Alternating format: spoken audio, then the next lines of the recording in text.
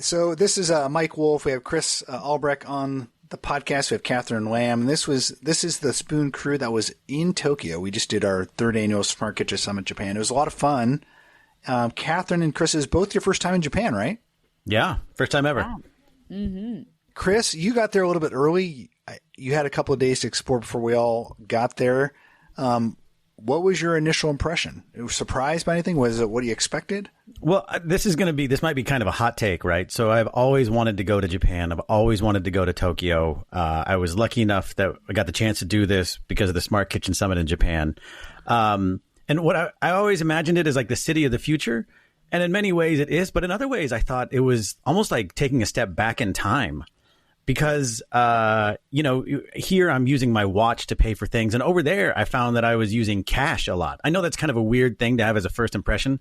I mean, aside from the fact that I could eat off the floors of the subway there, and they're just the most pristine and comfortable rides in mass transit in the world. And I loved Tokyo and just getting around. But I also was like, oh, I need to go get cash. And I've gotten more cash in Tokyo than I had gotten like in the past year here. I was surprised by, I don't remember thinking about it as much before, but it was definitely it's very cash forward. And for really, I think the country that led the mobile phone industry in really many ways, right? And kind of the transition towards mobile computing, they are still pretty cash centric, surprisingly. Yeah. I mean, I think some of it is, I think they do a lot of stuff through Line, and that's an app you can't get until you get over there. And I wasn't going to download it and install it and run it and everything. So I'm sure that don't at me. I know there are wide swaths of things you can do with different apps there, but I was even like when I was asking for a hotel recommendation from the concierge, she would point out like, oh, this place is cash only. This place is cash only. So that's just one thing. And just in terms of, we write a lot about mobile payments and online ordering and app-based food ordering and all that stuff. And so it was just interesting to be like, oh, I need some money. Catherine, your first impression of Japan, maybe besides the heat, it was definitely hot for me there, hotter than I expected. Very hot. I did not pack super well, I've got to say, even though I saw the weather report. It's so humid. It was like breathing in, it's like you're underwater almost the entire time. So, yeah, it was hot. It was humid, but it just forced me to drink a lot of iced coffees, which brought up another point to Chris's sort of stepping back in time in some ways. I was surprised by how plastic-centric it was there. Like, you think Japan, I mean, they are so ahead of us in terms of their mass transit is amazing, as we've said, and it just seems so organized and incredibly clean walking around the town. But everything came in a bunch of plastic. Like when I was in 7-Eleven, which I think we'll talk more about, which is basically functions as a grocery store there. You can buy produce, you can buy meat. Even like the bananas and the oranges were individually wrapped in plastic. And every iced coffee you get is in like a little plastic container. And there's no such thing as like a water fountain to fill up your water bottle. It's all plastic bottles, which just kind of surprised me from a place that seems so conscientious in so many ways to have all of this plastic consumption. Yeah, I agree. There's a lot of plastic. That was noticeable, but the fact you brought up 7-Eleven is great. For anyone who hasn't been to Japan and who's thinking of 7-Eleven in the American context, I don't know why it is, but 7-Elevens in Japan are these wonderlands of amazing snackable foods and drinks. Were you guys just in love with 7-Eleven when you're in Japan? Yeah, honestly, one of the things that had thwarted me from going to Japan is everyone was like, oh, it's super expensive. But shopping and eating at the 7-Eleven, you can get a good meal for not that much money. And people are probably thinking, okay, eating at 7-Eleven weird, but the egg salad sandwiches, for example, are a thing there. I think, didn't you say Catherine Eater wrote an article about them?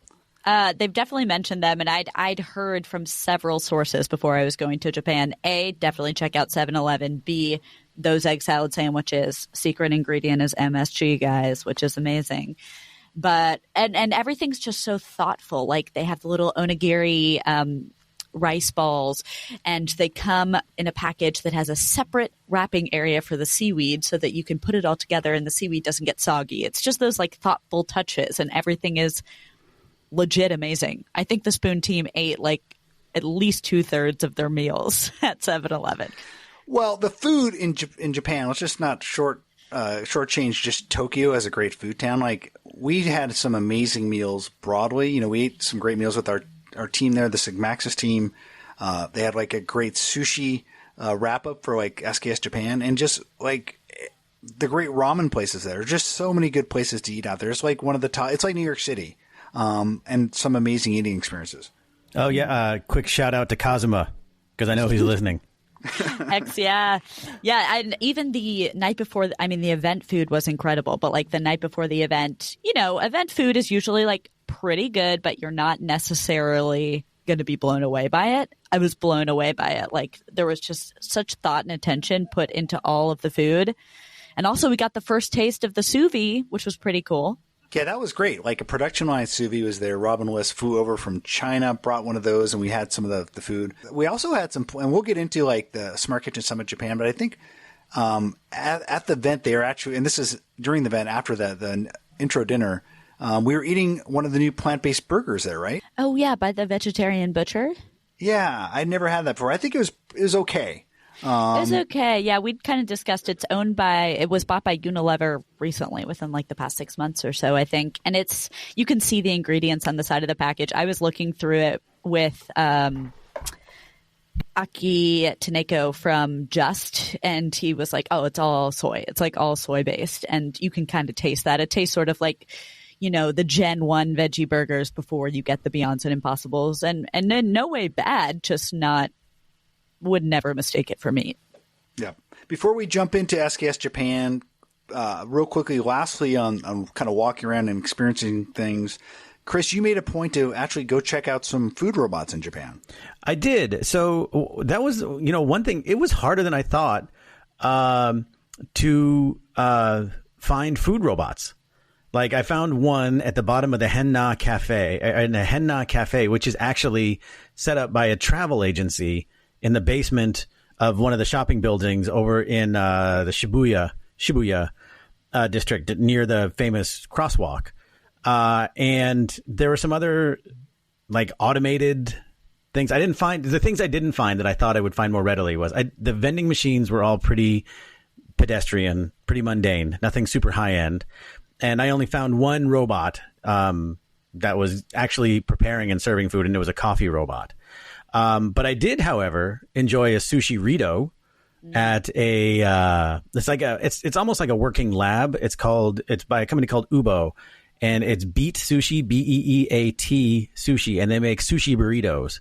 And their whole thing is they're like Itza in Japan. You order online, they prepare the food and put it in a kiosk that you can, a little cubby hole that you can pick up and walk out with. So that's what I found.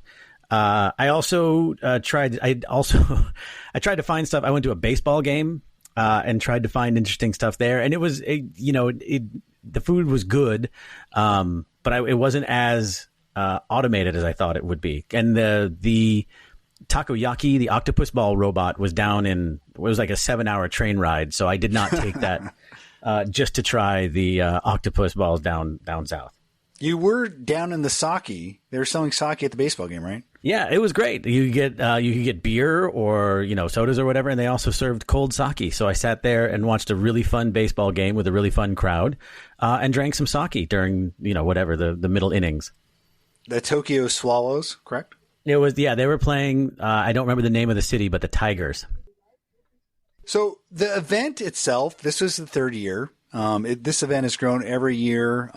They had 350, 400 people at SKS Japan. And I have to say, the team in Japan, our partners over there, Sigmaxis, that we put this show on with, did a fantastic job. They brought in some really amazing speakers. And just to give you guys listening an idea, I mean, this event really does look at and talk about and have a conversation about the broader food tech landscape. There's a lot of conversation about the consumer kitchen, but just generally a lot of in-depth conversation about the broader food system.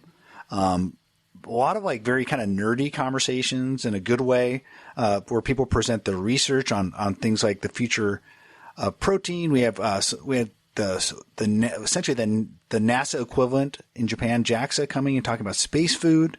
I just really enjoyed myself, and I really learned a lot. And for me, who helps and you guys who are going to be involved in SKS Seattle, I just love going to this event a couple months before our event because it really gets my brain percolating about things to talk about at our own event. Yeah, absolutely. I thought it was so, having never been before, not knowing exactly what to expect, it was a really interesting combination of just general topics on the future of food, like, as you're saying, future of protein, space food. There was a lot of talk about nutrition at this one and food as medicine, things like that are global, obviously, but then tackling it either from a Japanese perspective or looking specifically at Japan and Asia too, was fascinating to hear from all these experts in that space and really examine like a different area of the world that we certainly touch on at SKS and talk about, but just have that be the center of the conversation was really cool and really inspiring different perspectives, as you said, makes me very excited about SKS North America.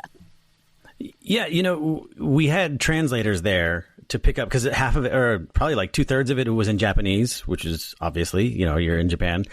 But the one thing that I could totally pick up there was just the enthusiasm. And Mike, I think this is also one of the reasons why you created SKS so many years ago, is just the community that's building up. This is like the place to be if you're in food tech and want to be a food innovator. And just the community there was so excited to talk to one another and learn from one another. It sounds like I'm, doing log rolling for the company, but it was really like inspiring to see. You know what I mean? Like people were genuinely wanted to be there. If you go to some conferences, you can just kind of tell, oh, they got, they have a booth set up and they're just there doing whatever. But everybody was engaged and participating. Yeah, it was also just fun. Like, a final note, I said it the first night, it felt like every single person in the speaker dinner like individually introduced themselves for a couple seconds, and at first I was like, oh wow, this is going to take a long time, but really quickly I got very into it because everyone was so excited and it felt like you were introducing yourself at summer camp, and then you had like 3 days with everyone, and I got so many business cards and met so many people that are great, just doing really cool things in food tech, but also I was like, oh, I really enjoy you and you're excited about the same things I am. And it sort of felt at the end like it was like, see you next year, like really nice sentiment too. Yeah, we did. We went to Food Tech Food Camp in Japan in a way.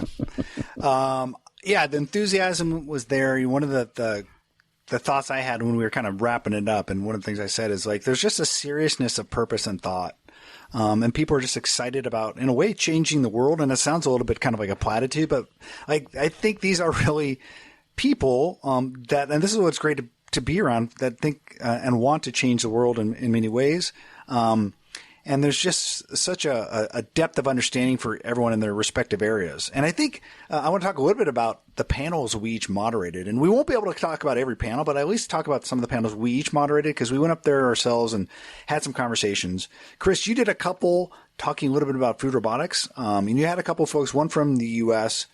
and one from Europe. And by the way, just before we get into that, for those listening, we actually we have a mix of Japanese speakers there and a mix of North American and European speakers. And the folks in Japan actually want to hear what we're doing in the U.S. They want to hear what's going on in Europe. And so that's really kind of what, when we were moderating, to a certain degree, like some of the sessions we moderated, they wanted to hear, right? So what's happening in North America, what's happening in the U.S. in the future of food and food tech and the smart kitchen. We were having some of those conversations. And then alternatively, when we're kind of listening and hearing some of the sessions where we're getting translated through the simultaneous translation, I was learning a lot about what's happening in Japan and broadly in Asia. So I just thought I'd get that little bit of context. But Chris, you were up there talking to Sean Lang from North America, and you're talking with Glenn from Europe about robotics. Yeah, one of the things we were talking about was just sort of the difference between, where do you draw the line between robotics and automation? And there is no sort of hard and fast answer, but it's, one way you can think of it is if you think of coffee robots, right? Like Cafe X is more of a robot and Brigo is more of an automated experience. Cafe X has the arm and the grippers and all of that stuff. And it was a really interesting conversation. Glenn brought with him sort of a European perspective. In Alberts, they make a smoothie vending robot. And Sean is on the other end, is like with the Middleby. He's at LabDefab, a division of Middleby, a part of Middleby, which is a huge, like they're in just about every restaurant. Their equipment is just about in every restaurant. So it was really interesting getting their perspective on what, like Glenn was talking about. He has to appease not just consumers who walk up and buy something, but places like locations that will want to put it in. So they have certain requirements, like it has to be this big and, it needs to be able to fit here and all this other stuff. So it was a really great discussion. And I also had a talk with Rishi from Zimplistic. And one of the cool things I learned there was that Zimplistic, which makes the Rotimatic, it's a flatbread maker. It can make rotis, tortillas, pizza dough, pizza crusts, all kinds of different flatbreads automatically. It's kind of a home robot, and it has sold, I think he said 60,000 units now worldwide, which is 20,000 over last year when we last checked in with him. Yeah, that's a lot of rotis that they've made and a lot of Rotomatics that they've sold. So at $1,000 a pop, I mean, I'll let the listeners do the math. Yeah, and I think it's clear that we've said it before, and I until someone proves me otherwise, I think they are the number one consumer food robot out there, right? I mean, 60,000 is that isn't like iPhone numbers, but for a food robot, that's a pretty good number. Yeah, I mean, absolutely. And if you consider they aren't even in India yet, they are, they are in other markets. They're in the U.S. and Canada, I believe, and some other countries. But he and I talked about just the ability to scale, and by selling direct to consumers, he's able to really engage with them about issues, ways to make the machine better. Now, Catherine, you got up on stage and talked with a couple interesting folks, and I think it was the CEO of Integriculture that I really found fascinating. Yeah, he was very entertaining. So it was also interesting because both of the panelists that I was moderating the discussion between are from Japan. So they did their presentations in Japanese with me having a live translation and then pivoting to talk about sort of commonalities and differences. So I had the CEO of Integriculture, which is So Integriculture is a startup that is doing lab-grown meat specifically focused on foie gras, but also trying to make a general platform so that they can grow any kind of meat.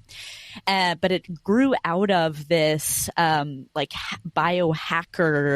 DIY group that basically the founder, Yuki, distributes manga publications that teach consumers how to make how to grow their own meat basically at home, like through manga. It's basically a comic book that teaches you how to grow meat on your kitchen countertop. So super cool. I want to try that. But he's clearly a huge nerd. And I mean that in the best way, because I think we are too. And he's just super into this topic, which is, I think, fascinating for a lot of people because it's so futuristic and we're there for the future of food. He also gave his presentation with this little, it looked like a mini lightsaber, but I found out that was actually like a dance instrument that you use for these manga themed dance parties. Anyway, it was entertaining. And then he also showed us a little VR landscape that he'd made on his phone that sort of showed you what it would look like to have a Martian meat growing facility, which he fully believes we're going to have relatively soon. So having him, who's like super futuristic and really pushing the boundaries of what people think they can do with meat, to in conversation with a food scientist from Just, formerly Hampton Creek, who is sort of leading the charge on their plant-based egg, the Just egg. So it's a mung bean-based egg scramble that's sold in a few countries in Asia, not Japan yet, but also in the U.S. You might see it at Costco. And that's very now practical. It's being sold. So talking between the two of them about the possibilities of alternative protein was really exciting. And then specifically within Japan, because I was a little skeptical about whether Japan would really embrace all these sort of fake eggs and fake meat, because they already have a lot of tofu and vegetarian alternatives. Also, it's such a food, a historical food culture that has their same practices that they've been doing forever and ever. Are they going to want something like foie gras grown in a Martian lab?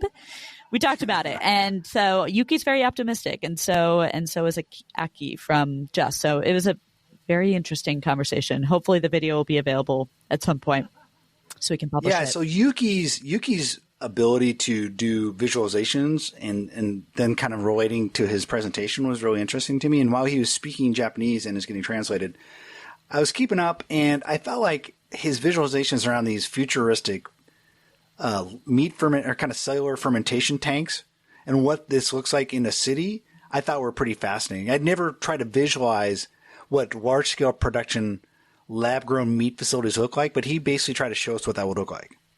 Yeah. I mean, basically giant vertical farm brewery systems just interspersed throughout cities, which can grow your steak for you. Or in space. Once we get to space. And then the space food conversation was really interesting as well. I find this idea of kind of space food and then the digitization of food, like some of the most interesting conversations are quite honestly coming out of Japan. And our partner Sigmaxis is actually part of the Space Food X program there, which they're doing in conjunction with JAXA, which is the Japanese NASA. And then there's Open Meals, who's also part of Space Food X, who just has this really crazy future concepts about what food digitization looks like. They always do these really crazy activations at South by Southwest, and their last year they got a lot of press for their teleportation of sushi concept. So they're always really future forward thinking and kind of generating a buzz. Yeah, there was a good combination of that, I think, at SKS. These kind of far out, but really gets you jazzed and excited about the possibilities, mixed with people who are right now like a Rodimatic, like a Jest, and they're like, okay, we're trying to fix some issues that are happening right now. Like people don't want to have to make flatbreads every day. It's really time consuming. Here's a machine that can do it for you, or a robot, TBD. And, eggs, poultry cultivation is a huge toll on the environment. So here's a way we can deal with that right now. And Mike, you had a couple of chats as well, right? Yeah, my chats were largely with in English and with folks from North America. And I talked with Robin Liss, who, as we mentioned earlier, she's the CEO of Suvi. She had brought over a production line Suvi for us to check out. It's, for those of you who don't know, it's basically a 4-chamber, what they call a cooking robot for the home. Has a protein area, has a place to do starches. And we tasted food for the first time. And, what I love about talking to Robin, honestly, is just she has this unique perspective that really hardly anyone else has, and that she was a journalist. She started Review.com. Back when she was like 15. Mm-hmm. And then she decided, she sold out to USA Today, took a couple years off, and then she decided to do her own kitchen startup because she thought, well, there's not the kind of kitchen appliances that I want to see in the world. And so she's been busy working on that for the last couple of years. We just had a really interesting conversation about that and, how big appliance companies are kind of thinking of innovation, because she had some thoughts around that. I also talked to Tessa Price, who is heading up WeWork Food Labs in North America. And we just talked about this idea of like, how do you cultivate innovation areas and kind of incubation areas within the broader food space. And that was a conversation that I think the folks in Japan wanted to hear, because if you think about the Japan space, and this is something that I've just noticed going there for a couple of years, is most of the innovation and kind of new ideas and new products don't come out of their version of Silicon Valley. And this is actually pretty well known. A lot of the innovation and new products actually come out of bigger companies. So you'll see like a Panasonic, right? Or you'll see like a Hitachi. They had fairly big presences at this event. A lot of the new products they actually were demonstrating at SKS Japan were from those companies.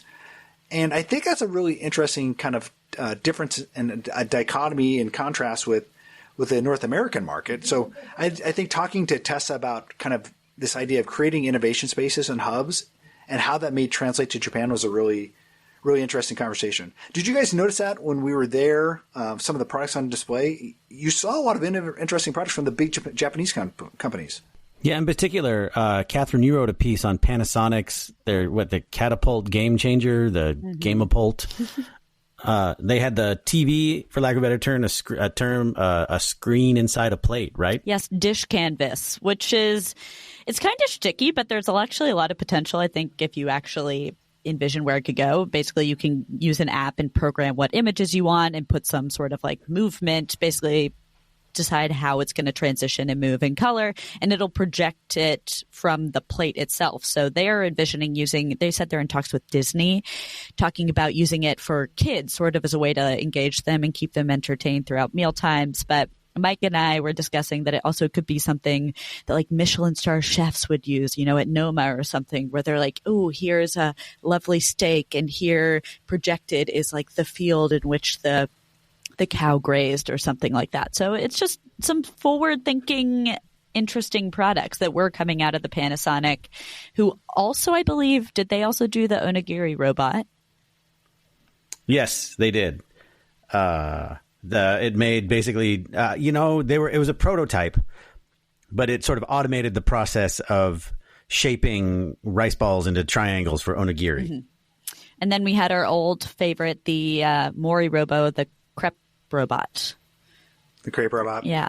Yeah, that Mori Robo, the inventor, was actually at SKS North America, I think 2016 maybe, or 2017. It's been a while. And since then, he's been kind of evolving it a little bit. I wanted to mention Cookpad, though. So you actually visited Cookpad headquarters. They're not quite what I would call like a traditional old line Japanese company, but they're fairly big now, and that they're probably one of the biggest recipe site in the world at this point in terms of total users. And they were showcasing some products there. Yeah, it's funny. I had to make sure that, I met with the Cookpad team, and they told me that they have 100 million active users. And I wrote that down. And because there was, a language barrier, I just wanted to make sure I had the right number, because that really kind of blew me away. I think that makes them, out of all the ones like recipe hosting sites, I guess you have recipes.com and other kinds of things, but 100 million users is nothing to sneeze about. Mm-mm. That gives them a lot of information, a big user base. And I think, I can't remember the exact number, but they have 2 million people paying $3 a month for the premium content. So it's already generating revenue on a pretty good scale, for a recipe site. And that number actually took me aback a little bit, because I was like, that's a lot of people.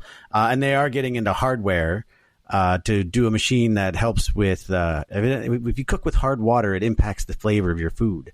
So they built a machine that automatically creates, you put a bucket, like a bottle of hard water and a bottle of soft water, and it'll dilute the hard water enough precisely to bring out the best flavor in the food you're cooking. Those products from Cookpad, aren't they in some ways proof of concepts for what essentially they're creating in a bigger idea is they have a smart kitchen platform, right? Right. Their idea eventually is to connect those recipes to all the connected devices in your kitchen. So you want to make a certain meal, let's say you want to make a lasagna, it'll talk to the stove to turn on the induction burner so you can boil the water. It'll talk to the oven to preheat, and as you're getting ready to chop or whatever, it'll show you what to do. Like it's connected into those things. And being able to build a device from the ground up means that they can write it specifically for their software. So they know how they're categorizing data, and make it machine readable and understandable. And being able to sort of create your own machine from the ground up lets you customize it to your particular software stack. Yeah, and I think their platform is actually called Oicy. Oicy. It's Oicy. I always mispronounce it. It's spelled OICY. Right, with like a capital O and C. Yeah, and I think we were the first ones to write about it. So they've been working on that. I think those products that they built were built around that or using that software. Right, and they were pretty clear. They are not getting into the hardware business. They would, when the time comes, if and when they want to manufacture this hardware device, this hard water device, it'll go to a manufacturing partner. So they aren't sort of changing up and becoming a hardware company. But it'll be interesting to see what happens after they build this first one and what that does for them, and if they expand into other ones.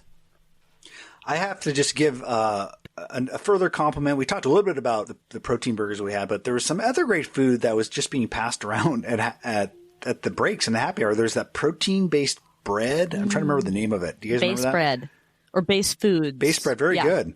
Base Foods that was bread. Delicious. Yeah, I think they're based out of Japan. They use basically higher protein, lower carb ingredients, and they're actually going to be making an entry into North America fairly soon, I think. I hope they do. I hope they start up in the Seattle area. Yeah.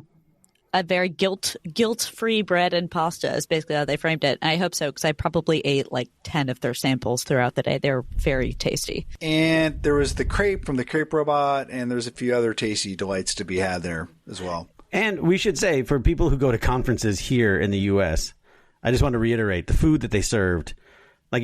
On day one, they had little bento boxes. But then at the end of day two, they came out with like platters of sushi. Yeah, it was legit. It was above and beyond. It was crazy how nice it was looking, how nice it looked, and how great it was. Like it was Yeah, that's not something you would get at most conferences here. Yeah, like in the U.S., like you always kind of know it's going to be something with like chicken. Like it's always like a chicken breast, yeah, or maybe a roast beef, and then there's like a fish and a vegetarian option. Like it's always the same thing in the U.S., but there, like this was really, really good food. They did a great job. Yeah, for sure. So I had a lot of fun in Japan. I think the event was great. What was the event or just more broadly in your journeys around Tokyo and beyond? Do you guys each have a favorite thing you did? Ooh, it's so hard. I feel like mine is going to be a little bit suck-uppy, but I really loved despite my jet lag, I really loved the night before speaker dinner because the food was amazing. It was just great. The Sigmaxis team did such a good job organizing it and hosting us, and it just felt you felt such excitement and anticipation for the next few days, which definitely those expectations were exceeded. It was bookended, yeah. Right? Well, I mean, it was like you had this great opening speaker dinner, and then at the end, afterwards, everyone went out and had a little kind of party. Those Sigmaxis folks know how to throw down some sake and some beer. Did. So we had a My lot of first fun. soju. Very delicious. Yeah, I think those are just hanging out with all the speakers and the Sigmaxis team over some delicious Japanese food and drink. I mean, what more could you want? Is it kampai? Am I saying it right? Kampai? Yes. It means like drain your glass. That's cheers. We were all yelling that pretty loudly by the end of the night. Getting a little rowdy. Chris, what was your favorite? Well, I'm going to suck up more than Catherine and just say Kazuma. More. Kazuma. Oh my gosh. Wow. It was great hanging out with him. You know what? I honestly sort of just fell in love with Tokyo, despite my kind of opening statement. It was a city of 11 million people, but I never felt lost and I never felt overwhelmed. And yeah, sure, I stuck to a very narrow, segments of the city, but it's so easy to get around. The people are so pleasant. The food is so good. And it's also just a very safe feeling city. Like I could walk around and I wasn't feeling nervous about anything. I could get anywhere. And I really just fell in love with Tokyo because it was just a lot of fun and there were a lot of things to do. And yes, if you're going to go, I would recommend picking a month other than August to go, since it's sweltering hot. But even then it was okay. That was fine.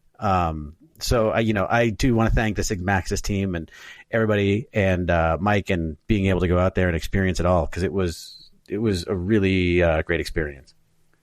Yeah, it's such a great space. There's so many different districts within Tokyo itself. Like they're each like these unique little cities. That's what part of the fun is. Just like one night you're going to spend in kind of the nightlife district. The other night you're going to go to another space. So it was a lot of fun. I actually, for the first time ever, spent a little bit of time out of Tokyo because I had taken my son there. We went down to Yokohama because just weirdly and coincidentally, I was taking my 17-year-old son who's really into Pokemon Go, and they had the National Pokemon Go Festival there in Yokohama. So that was a lot of fun. Yokohama is great, and they actually have a really great Chinatown in Tokyo. Like my son's and I favorite thing to do in Yokohama was like this amazing Chinatown. We just spent like a whole night there. It was fun.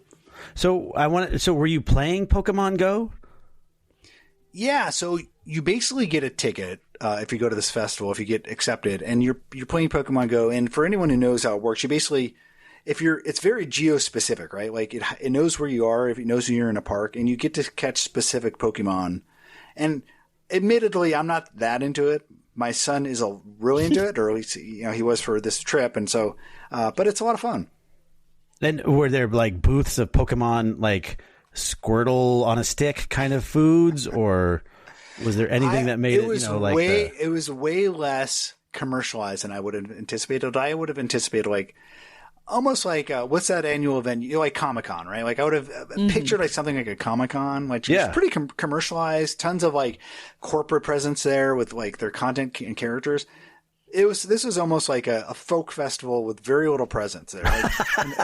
Like, so was it like serious? People were taking oh my gosh, Pokemon Go quite seriously. There was like people walking around with like 8 iPhones trying to just simultaneously capture all these Pokemon. So it was a little bit crazy. That's funny. A folk festival, Iron and Wine playing off in the distance as you tried to hunt down Psyduck. Well, we would try to hunt it down, and then we'd like for 10 minutes, and then we'd have to go find shade and literally sit down for like another 10 minutes because it was so hot. But it was a lot of fun, fairly unique experience. But yeah, I mean, I think you could spend so much time in Japan just generally because as you guys saw, Tokyo itself, you could spend weeks and weeks there and not get to everywhere. And then just broader and more widely in different areas of Japan.